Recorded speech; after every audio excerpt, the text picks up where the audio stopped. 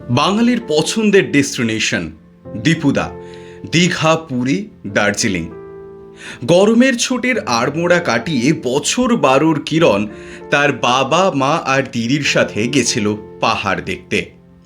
প্রথমবার পাহাড় দেখবে দু চোখ ভরে। এই প্রথমবার সে এক্সপ্রেস ট্রেনে চাপবে। লোকাল ট্রেনে প্রায়ই চাপে মামা বাড়ি যাওয়ার সময়, কিন্তু এক্সপ্রেসে প্রথমবার। পশ্চিমবঙ্গের লোকাল ট্রেনের একটা আলাদা মজা আছে।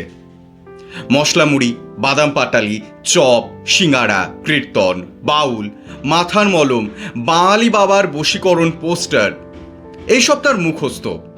অনেক সময় বন্ধুদের সামনে বেশ ভেঙিয়ে বলতে পারে, চায়, গরম চায়, মোড়ে, মশলা মুড়ি। এসব ভেঙিয়ে, এসব মিমিক্রি করে বেশ প্রসিদ্ধ সে স্কুলের ভেতরে। বাবা বললেন, ফার্স্ট ক্লাস এসিতে নয়, জীবন যদি দেখতে হয় তাহলে জেনারেল কম্পার্টমেন্ট বেস্ট।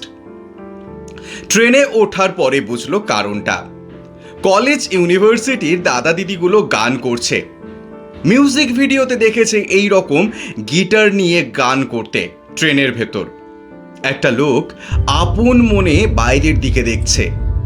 অনেকক্ষণ গালে হাত দিয়ে দেখলো, বুঝলো না কিছুই, আসলে কি দেখতে চাইছে লোকটা।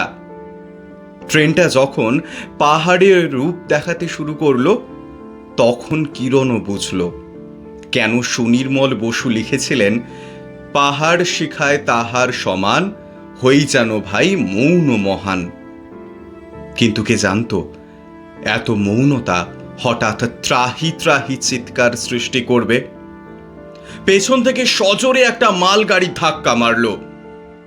চোখের সামনে দেখলো গিটার বাজানো দাদা দিদিগুলো ছিটকে পড়েছে।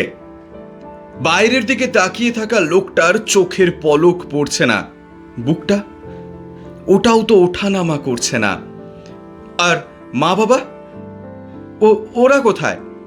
চারিদিকে শুধু চিৎকার, হাহাকার, বারবার বলছে কেউ অ্যাক্সিডেন্ট, আগুন, বাঁচাও, কান্না, চিৎকার। হঠাৎ কান্নার মাঝেই একটা মধুর শব্দ। এই শব্দটা কিরণের খুব পরিচিত। কিরণ, কি হয়েছে? কাঁদছিস কেন? স্বপ্ন দেখছিস? চোখ খুলে দেখে বাবা মা দিদি, সেই কলেজের দাদা দিদি, বয়স্ক লোক সবাই আছেন। খুব বাজে একটা স্বপ্ন দেখেছে।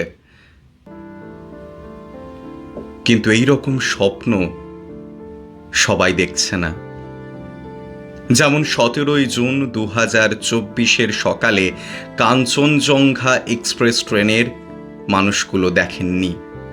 অতীতেও হয়েছে এমন দুর্ঘটনা, যার দোষ, যার গুণ বিচার করা হলেও ফিরিয়ে আনা যায়নি মানুষগুলোকে, সেই প্রাণগুলোকে।